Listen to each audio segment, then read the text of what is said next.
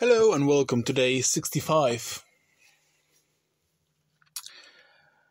I actually just finished listening to the David Goggins book, Can't Hurt Me, and I gotta say that I'm quite surprised that I was right, that he and Eckhart Tolle are talking about the same shit. At the very end of the book, he several times mentioned that people have been trying to reach their absolute physical limit in order to find enlightenment, in order to find themselves. And he admitted that's exactly why he kept on doing that. That's exactly why he keeps on doing this. And the only thing that really still surprises me is Eckhart Tolle's right that very intense mindfulness is a new way of a new earth. Is David Goggins' way still as effective as it is the old way? And is mindfulness the new way? I'm eager to find out, because I am on a journey of self-development, and I am on a journey of transforming my life completely. And I am going to push myself hard. I am going to get out of my comfort zone, and I am going to practice mindfulness. Actually, I'm doing all this at the moment. At the moment, I mean not only this very moment, and not today, but generally speaking.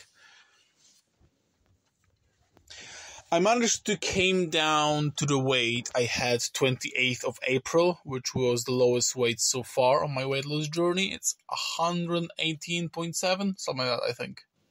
I'm guessing, but it is something of this sort. Which means that I'm back on a track, and I would love to see below 110 by the end of the month. Actually, somewhere closer to 105 would be absolutely amazing. And if I will be a good boy, if I will not cheat the shit out of everything, basically, I believe that I can do that.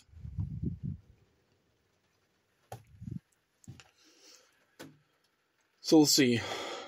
Yesterday, I had a tough time in the evening. I couldn't sleep very well, and I will need to change my sleeping routine. I have too much blue light in the evening.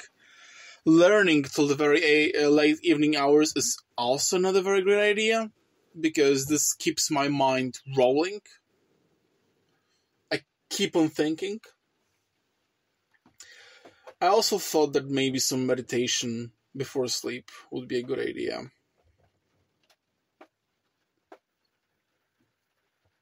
But yeah, I gotta work on it because I had another night of very, very shitty sleep. Other reason why I couldn't sleep is because my mind was all over the place. I was doing the programming challenge. It took me 3.5 hours to fail it. I did not succeed it.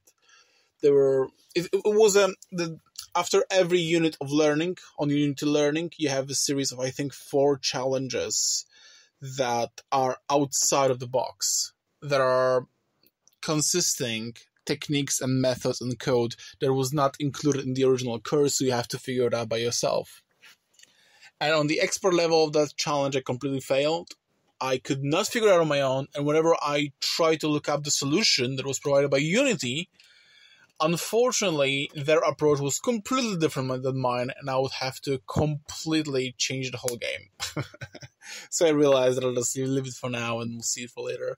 It's nothing super complicated. It's health bars for the enemy units that respond to projectiles hitting them. That's what I failed at. So nothing too overly complicated. I learned quite a lot despite the fact that I failed, but I still didn't figure it out. So that is what it is.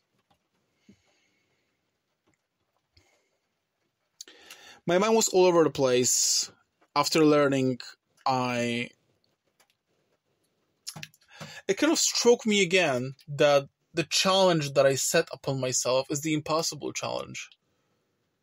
Being a game developer is the highest form of art there is. You have to be a great writer, you have to be a great programmer, you have to be a great level designer, you have to be a great audio artist, you have to be a great graphic designer, you have to be a great marketer.